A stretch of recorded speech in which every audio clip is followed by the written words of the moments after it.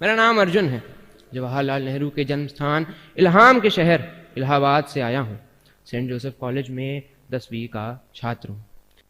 आज़ादी के बाद नेहरू लंदन गए तो वहाँ के नेता विंस्टन चर्चिल ने भारत के प्रधानमंत्री नेहरू से पूछा, अब कितने साल हमारी जेलों में रहे? 10 साल से ज़्यादा, नेहरू ने जवाब दिया। चर्चिल ने फिर कहा कि तब तो आप हमसे बहुत नफरत करते होंगे। तो इस पर नेहरू ने कहा, आप गलत कह रहे हैं मिस्टर चर्चिल।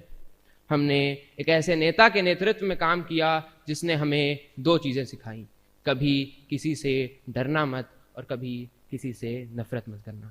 जब हम तब आपसे डरे नहीं तो अब हम आपसे नफरत क्यों करेंगे? नेहरू देश के आत्मबल और स्वाभिमान के प्रतीक नेहरू, बुद्धिमत्ता की जीती जागती प्रतिमा नेहरू, अंग्रेजों को निर्भीक स्वरों में ललकारने वाले नेहरू, अंधविश्वास, सांप्रदायिकता, जातिवाद से लड़ने वाले नेहरू, क्रांति के अग्रदूत नेहरू और शांति के उपासक नेहरू, भारतीय जनता के हृदय सम्राट नेहरू, विनोबा भावे के शब्दों में कहें तो लोकदेव नेहरू।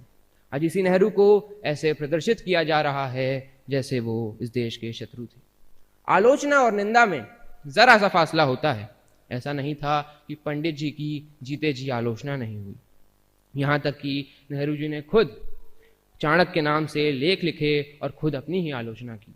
पर कहना ना होगा कि आज के समय नेहरू की आलोचना नहीं, शुद्ध निंदा हो रही है, जिसका सत्य से दूर दूर तक कोई नाता नहीं है।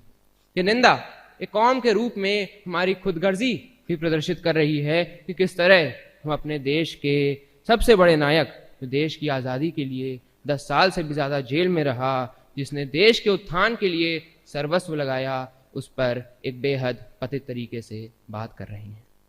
इंग्लैंड से पढ़ाई कर लौटा जवाहरलाल चाहता तो बड़े आराम से ऐशो आराम की ज़िंदगी बिता सकता था। फिर वो खुद की काती हुई मोटी काती का कुर्ता पहनने लगा, मूंगफली चबाते हुए ट्रेन के तीसरे दर्जे में सफ़र करने लगा। देखते ही देखते कैम्ब्रिज से पढ़ा लड़का गांव गांव जाकर किसानों की सभाएं करने लगा और किसानों का नेता बन गया। सरदार पटेल ने भी 1935 में इलाहाबाद की एक सभा में कहा कि किसानों की किसी ने इतनी सेवा नहीं की है जितनी पंडित नेहरू और उनकी पत्नी कमला नेहरू ने की है। नेहरू की ये सादगी और देशवासियों के लिए उनका प्रेम प्रधानमंत्री बनने के बाद भी नहीं बदला। 1960 के दशक में बांध परियोजनाओं का उद्घाटन वो अक्सर वहाँ मौजूद किसी मजदूर से कराते थे, जो मिट्टी में सने कामगारों के साथ बैठ जाते थे और उन्हें बताते थे कि तुम सिर्फ मिट्टी नहीं ढो रहे हो, तुम अपना मुल्क बना रहे हो। नेहरू क्या थे ये आप महात्मा गांधी के 20 जनवरी 1948 को दिए वक्तव्य से भी समझ सकते हैं। गांधी कहते हैं, यहाँ जितने लोग दुखी हैं उनके लिए पंडित जी ऐसे हैं कि उनको सुला कर सोने वाले हैं। मानो एक ही बिछौना है, बाकी सब गीला है, तो नेहरू सूखे में दुखी को सुलाएंगे, खुद चाहे घूमते ही रहें उनको। और आपको धन्यवाद देता हूँ कि हमारे यहाँ ऐसा एक रत्न है। एक ऐसे समय में जब अधिकतर नेता देश को धर्म के नाम पर बांट रहे हैं, तब नेहरू हमारे नेताओं को सिखाने का काम करते हैं किस तरह बिना धर्म और जाति का नाम लिए बिना भी लगातार भारी बहुमत से 3 आम चुनाव जीते जा सकते हैं। जनवरी 1948 की बात है। गांधी अपने अंतिम उपवास पर थे। नेहरू जब बिरला भवन के गेट पर पहुंचे तो एक भीड़ नारे लगा रही थी, गांधी को मर जाने दो। पंडित जी ने नारे सुने तो तमक के गाड़ी से उतरे और भीड़ में जा घुसे। चिल्लाकर पूछा, कौन गांधी को मारना चाहता है? गांधी से पहले मुझे मारो। गांधी और नेहरू, लेखक सुशोभित के शब्दों में कहें, आधुनिक भारत के 2 अनिवार्य नक्षत्र, वस्तु और रूप, चरखा और गुलाब, यानी भारत का अद्वैत।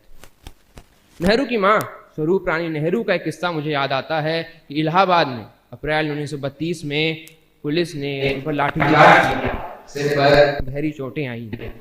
बरेली जेल में बंद अपने पुत्र को इसके बारे में बताते हुए उन्होंने लिखा, एक बहादुर बेटे की मां को कुछ तो उसके जैसा होना चाहिए। आज के दौर में नेहरू की प्रासंगिकता इसलिए भी बढ़ जाती है क्योंकि जिन समस्याओं से आज हम घिरे हैं उन पर नेहरू जो कहते हैं वो बेहद महत्वपूर्ण है। 15 अगस्त 1954 को वे कहते हैं, अगर कोई धर्म वाला ये समझता है हिंदुस्तान पर उसी का हक है, औरों का नहीं, तो उसने हिंदुस्तान की राष्ट्रीयता और कौमियत को वो समझा नहीं है। वह हिंदुस्तान की आज़ादी का एक मायने में दुश्मन हो जाता है, उस आज़ादी के टुकड़े करता है, क्योंकि हिंदुस्तान की जड़ है आपस में इत्तेहाद और हिंदुस्तान में जो मुख्तलिफ धर्म जातियां हैं उनसे मिलकर रहना। नेहरू आगे कहते हैं, मजहबी झगड़े मजहबी तो होते नहीं, धार्मिक तो होते नहीं, वे तो धर्म का नाम लेकर सियासी होते हैं, राजनीतिक होते हैं। सांप्रदायिकता एवं संकीर्ण विचारों के बढ़ने का एक बुनियादी कारण है हमारे समाज में बढ़ता दुर्भाव। मानो हम तैयार बैठे हैं दुश्मन बनाने को। एक मुसलमान ने बुरा किया, सब मुसलमान बुरे हो गए। एक हिंदू ने बुरा किया, सब हिंदू बुरे हो गए। हम तैयार बैठे हैं सिद्ध करने को, एक ने सिद्ध किया कि सब सिद्ध हो गए। पर मजे की बात यह है कि अगर एक अच्छा करता है तो सब अच्छे सिद्ध नहीं होते, दुश्मन तो सब सिद्ध हो जाते हैं। इसी दुर्भाव को कम करना है। इसी दुर्भाव गिराने को गांधी अहिंसा कहते हैं, बुद्ध करुणा कहते हैं, जीसस सेवा कहते हैं। ये सब शब्दों के भेद हैं, पर बात ये पक्की है कि तुम सामने वाले में दुश्मन मत देखो। इसीलिए कबीर कहते हैं, घट घट में वह साईं रमता, कटुक वचन मत बोल रे। इसलिए ईशा उपनिषद का पहला श्लोक है, ईशावास्मिदं सर्वम यत्किंच जगत्याम जगत, यानी संपूर्ण संसार ईश्वर से व्याप्त है। क्योंकि कम से कम हर व्यक्ति में मित्र देखो, क्योंकि हर हृदय में वही है, हर श्वास में वही है। बुद्ध, कबीर, उपनिषद सब यही कहना चाह रहे हैं कि घृणा वैमनस्य क्रोध को बीच में मत लाओ। क्रोधित किस पर होगे, घृणा किससे करोगे, वही एक सब में है। भारत में अगर तमाम हमलों के बाद भी आज अगर लोकतंत्र जीवित है तो इसका श्रेय अगर सबसे पहले किसी को जाना चाहिए तो नेहरू को है। क्लीमेंट एटली का एक कथन मुझे याद आता है कि सौभाग्यशाली था भारत नेहरू में एक उत्कृष्ट चरित्र और ज्ञान के व्यक्ति को पाकर। नेहरू आज आजाद दुनिया के प्रधानमंत्रियों के अधिनायक हैं। अंत में इतना ही, जिस भी व्यक्ति की श्रद्धा लोकतंत्र, मैत्री, विश्वास, प्रेम में होगी और जिसने भी नेहरू को थोड़ा भी निष्ठा से पढ़ा होगा, वह इस हिंद के जवाहर के देश के प्रति उत्कृष्ट योगदान के लिए अगाध आस्था से भर उठेगा। यूं ही अटल बिहारी वाजपेयी ने नेहरू जी के देहांत पर संसद में दिए भाषण पर उनकी तुलना श्री राम से की थी। धन्यवाद।